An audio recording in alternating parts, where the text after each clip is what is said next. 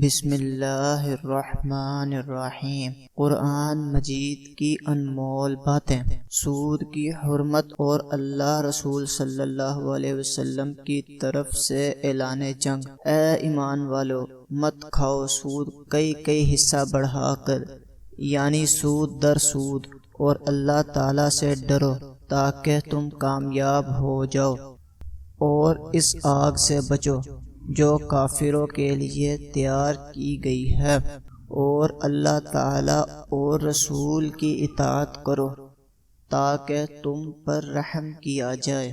جو لوگ سود کھاتے ہیں وہ کھڑے نہیں ہوں گے مگر اس شخص کی طرح کھڑے ہوں گے جس کو شیطان نے لپٹ کر خپتی بنا دیا ہو، یعنی حیران و مدہوش، یہ اس وجہ سے کہ وہ لوگ کہتے تھے کہ تجارت بھی تو سود کے مثل ہے، اور حالانکہ تجارت کو اللہ تعالی نے حلال فرمایا ہے اور سود کو حرام قرار دیا ہے۔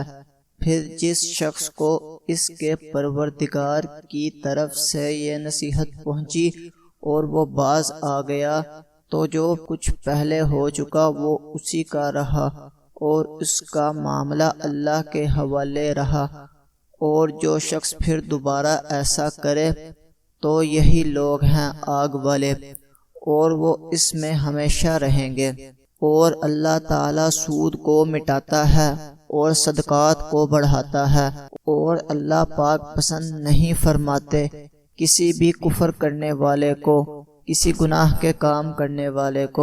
بے شک جو لوگ ایمان لائے اور اعمال صالحات کیے اور نماز قائم کی اور زکوٰۃ ادا کی، ان کے لیے اجر ہوگا ان کے پروردگار کے پاس، اور ان پر نہ تو کوئی خوف ہوگا اور نہ وہ غمگین ہوں گے۔ اے ایمان والو، اللہ سے ڈرو اور جو کچھ سود کا بقایا ہے اس کو چھوڑ دو اگر تم ایمان والے ہو۔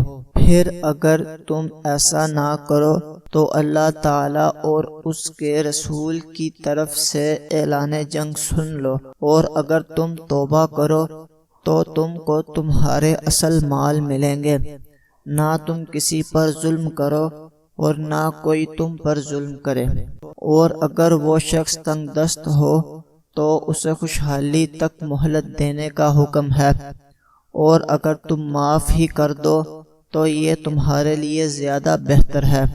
اور اگر تم جانتے ہو، اور اس دن سے ڈرو جس دن تم اللہ تعالی کے سامنے پیش کیے جاؤ گے، پھر ہر شخص کو اس کے کیے کا پورا بدلہ مل جائے گا، ان پر کسی قسم کا ظلم نہ ہوگا۔ اگر ویڈیو اچھی لگی تو سبسکرائب، لائک اور شیئر کریں، اور اپنا خیال رکھیں۔ اللہ حافظ۔